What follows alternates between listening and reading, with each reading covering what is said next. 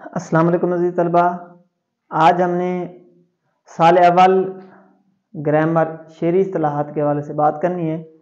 गुज़श्ता lecture में हमने शेरी इस्तिलाहात की बात की थी कि शेर क्या होता है, इस्तिलाह क्या होती है, इस्तिलाही मानी क्या होते हैं, लुग़वी मानी क्या होते हैं।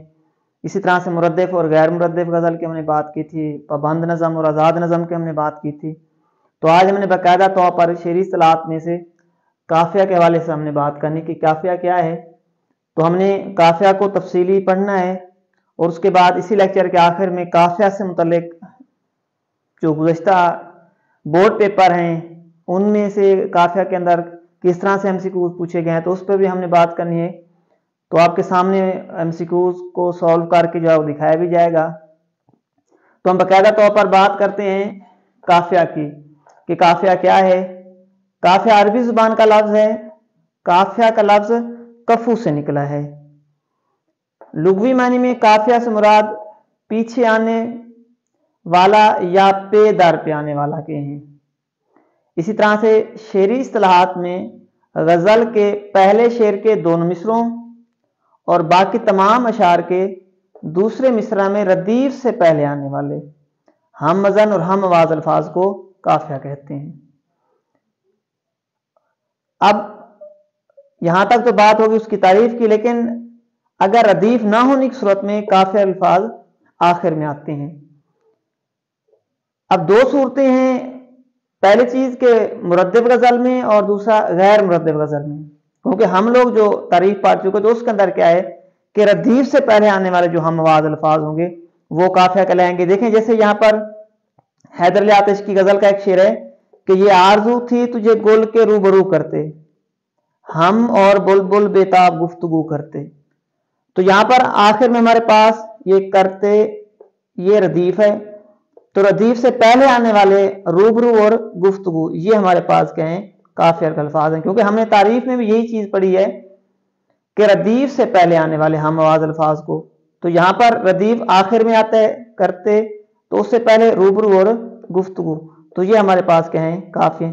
इस तरह से बाकी जितनी भी अशार होंगे तो उसके दूसरे मिसरे में जो है वो रदीफ से पहले काफ़िया, यानी पहले जो मतला का शेर है उसमें दोनों मिसरों में रदीफ से पहले काफ़िया आएगा, लेकिन मतला के अलावा बाकी जितनी भी अशार होंगे उसमें रदीफ से पहले दूसरे मिसरे में रदीफ से पहले क्या आएगा काफ़िया आएगा।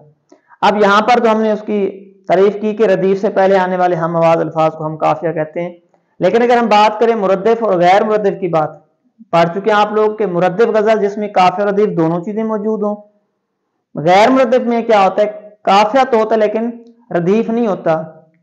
तो जी तलबा गजल के अशार के लिए काफ़िया का होना लाजमी शर्त है, लेकिन रदीफ की पाबंदी नहीं है। रदीफ आ भी सकता है नहीं भी आ सकता। तो अगर रदीफ होगा तो वो मुरद्दिफ गजल, अगर रदीफ नहीं होगा तो फिर वो गैर मुरद्दिफ गजल होगी।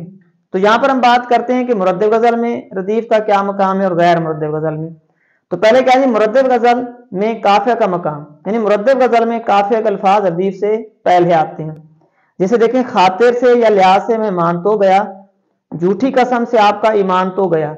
अब तो गया इसके अंदर क्या है रदीफ, तो इससे पहले मान और ईमान ये हमारे पास क्या है काफ़िया के अल्फाज है। ये मुरद्दिफ गजल है क्योंकि यहाँ काफ़िया और भी मौजूद है, रदीफ भी मौजूद है। तो मुरद्दिफ गजल में जो रदीफ होगा उससे पहले काफ़िया आएगा।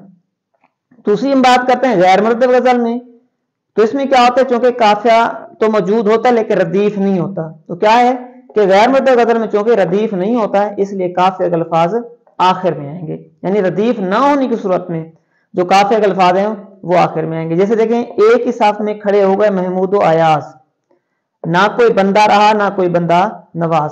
तो देखें यहाँ रदीफ नहीं है, तो अयाज और नवाज ये हम आवाज अल्फाज हैं, तो ये यहाँ पर क्या कहलाएगा काफ़िया कहलाएगा। तो दो सूरतें होंगी, यानी रदीफ अगर है तो फिर काफ़िया के अल्फाज रदीफ से पहले आएंगे, अगर रदीफ नहीं है गैर मुरद्दिफ है तो फिर काफ़िया के अल्फाज आखिर में आएंगे और रदीफ के अल्फाज उसमें नहीं होंगे। तो इस सूरत में ये बात होगी। इसी तरह से क्या है दूसरी बात के हमारे पास अगली चीज क्या है जी जू काफ्तैन, कि जू काफ्तैन में जो सूरत हाल है काफ़िया की वो क्या होगी।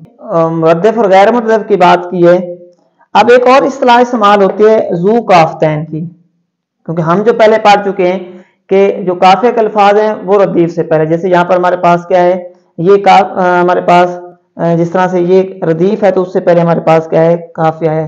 जू काफ्तन में क्या होगा कि शेरी इस्लाम में बाज़ औक़ात किसी शेर में दो काफी इस्तेमाल होते हैं, एक काफिया रदीफ से पहले और दूसरा बाद में आता है, तो इस सूरत में काफिया को जू काफ्तैन कहते हैं, यानी एक रदीफ से पहले काफिया आएगा और दूसरा क्या आएगा, रदीफ से बाद में आएगा। जैसे शेर है कि छुटना तेरा गैर से है यार अब मालूम, छुटना तेरा गैर से है यार अब मालूम, हम फिरते हैं बहरे दियार अब महरूम।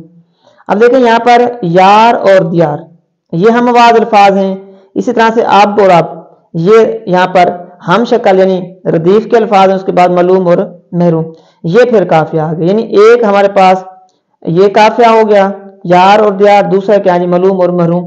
तो इन दोनों काफियों को हम क्या कहते हैं, जू काफ्तैन कहते हैं, लेकिन इनके दरमियान ये जो अब और अब ये रदीफ है इसको हम क्या कहते हैं, रदीफ हाजिब का नाम कहते हैं। तो ये इस्तिलाह इस्तेमाल होती है।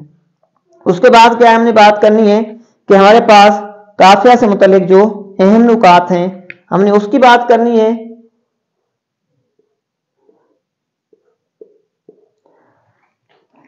कि काफिया अरबी जुबान का लफ्ज है, दूसरा काफिया का लफ्ज कफू से निकला है, काफिया की जमा कवाफी है, यानी ये भी पूछा जा सकता है काफिया के अल्फाज गैर मुस्तकिल होते हैं, गैर मुस्तकिल का मतलब वो तब्दील होके आते हैं, जैसे देखें यहां पर रूबरू और गुफ्तगू तो ये तब्दील हो गया, लेकिन जो रदीफ के अल्फाज हैं ये मुस्तकिल होते हैं क्योंकि ये हमेशा एक जैसे रहते हैं, ये तब्दील नहीं होते। उसके बाद काफिया के अल्फाज की तादाद अमूमन एक होती है, आमतौर पर क्या है कि जो काफिया का अल्फाज है वो एक ही होता है, बाज का तो आखिरी हर्फ भी हो सकता है या वो मुकम्मल लफ्ज भी हो सकता है। उसके बाद काफिया के अल्फाज में सूती हम आहंगी यानी सूत आवाज को कहते हैं, सूती हम आहंगी भी गई जाती है, इस तरह से अक्सर बोर्ड में आता है कि काफिया जो सूती हम आहंगी है वो किस में होते तो वो काफिया के अल्फाज में पाई जाती है। इस तरह से काफिया के अल्फाज हम सूत, एक होते हैं हम सूरत, जो हम सूरत होते हैं वो रदीफ के होते हैं, जैसे देखिए यहाँ करते करते हम सूरत हैं, एक होता है हम सूत यानी आवाज, जो हम आवाज होंगे वो क्या होंगे, काफिया के अल्फाज। इस तरह से क्या जी कि काफिया और रदीफ से गजल में तरन्नुम पैदा होता है, यानी मूसीक़ी या तरन्नुम जो है वो पैदा होती है। अजीज तलबा जो काफिया का मकाम है वो हमेशा क्या होता है, मुरद्दिफ गजल में रदीफ से पहले आएगा, गैर मुरद्दिफ में काफिया जो होगा वो आखिर में आएगा। ये दो मकाम है, यानी या तो वो आखिर में आएगा रदीफ से पहले आएगा काफिया, अगर रदीफ नहीं होगा फिर काफिया के अल्फाज आखिर में आएंगे। कुछ अशार ऐसे हैं देखिए, जैसे यहां पर मैंने एक शेर लिखा है कि किताब उमर का एक और बाब खत्म हुआ, शबाब खत्म हुआ, एक अजाब खत्म हुआ।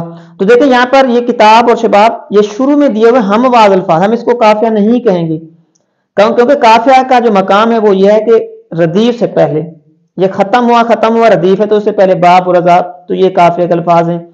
तो इस तरह से क्या होगा, अगर रदीफ नहीं होगा तो फिर काफिया के अल्फाज आखिर में आएंगे, लेकिन शुरू में आने वाले या दरमियान में कहीं पर भी आने वाले जो हम आवाज अल्फाज होंगे उसको हम क्या कहेंगे, काफिया नहीं कहेंगे। तो बाज़ औक़ात बच्चे ये भी गलती करते हैं कि बोर्ड पेपर में ये अल्फाज पूछे जाते हैं तो वो उस पर गलती करते हैं।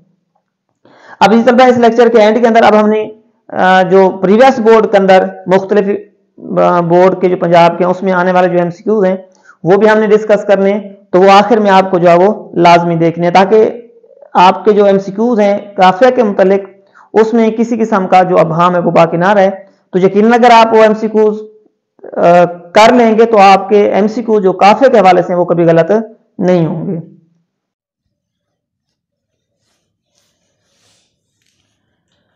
अज़ीज़ तलबा हमने काफिया का तफसीली जायज़ा ले लिया, उसके बाद अब हमने उसके एमसीक्यूज़ जो है वो हल करने हैं। तो सीरीज़ वाइज हम बात करते हैं कि मतला के दोनों मिसरों का होना ज़रूरी है, हम काफिया उसका होना ज़रूरी है, तो इसका ये ऑप्शन सही आएगा। गज़ल में मतला के बाद शेर के कौन से मिसरे में आता है, यानी जो काफिया होगा वो फिर दूसरे मिसरे में आएगा। तीसरा है कि गज़ल किसके बगैर नहीं होती, तो गज़ल काफिया के बगैर नहीं होती। चौथा है गज़ल में हमसूत अल्फाज, तो ये काफिया के होते हैं हमसूत। पांचवा, अगर गज़ल में दो शेर हम काफिया हो तो दूसरा हुस्न मतला कहलाता है। छठा शेर एमसीक्यू था, उर्दू गज़ल में ज़्यादा कितने मतले हो सकते हैं, तो ये 4 मतले हो सकते हैं। काफिया गज़ल के शेर के आखिर में आने वाला कलमा है ये गैर मुस्तकिल होता है, गैर मुस्तकिल की वजह तब्दील होके आता है। शेर में तरन्नुम मौसीकी की वजह क्या होती है? काफ़िया और रदीफ़। गज़ल और कसीदा के अशार में हम शक्ल अल्फाज ये रदीफ़ के होते हैं। उसके बाद अगर किसी शेर में दो काफ़िए हों तो वो कहलाता है ज़ू काफ़तैन का, अभी हमने पढ़ा था। अगर किसी शेर में दो काफ़िए तो उनके दरमियानी रदीफ़ को रदीफ़ हाजिब कहते हैं। काफ़िया किस ज़ुबान का लफ्ज़ है? तो अरबी ज़ुबान का लफ्ज़ है। काफ़िया का लुग़वी मानी क्या है? पीछे आने वाला। गज़ल में रदीफ़ न होने की सूरत में काफ़िया मिसरे के आखिर में आता है, यानी गैर मुरद्दब में आखिर में आएगा। काफ़िया की जमा कवाफ़ी। किताब उमर का एक और बाब ख़त्म हुआ, शबाब ख़त्म हुआ, अज़ाब ख़त्म हुआ। इसमें काफ़िया क्या है? अज़ाब और बाब। हालांकि ये शुरू में ये हम आवाज़ अल्फाज, लेकिन इसको हम काफ़िया नहीं कहेंगे। काफ़िया की बुनियादी शर्त क्या होती है? हम आवाज़। काफ़िया के अल्फाज होते हैं गैर मुस्तकिल। शेर में गज़ल के लिए क्या ज़रूरी होता है? काफ़िया ज़रूरी होता है।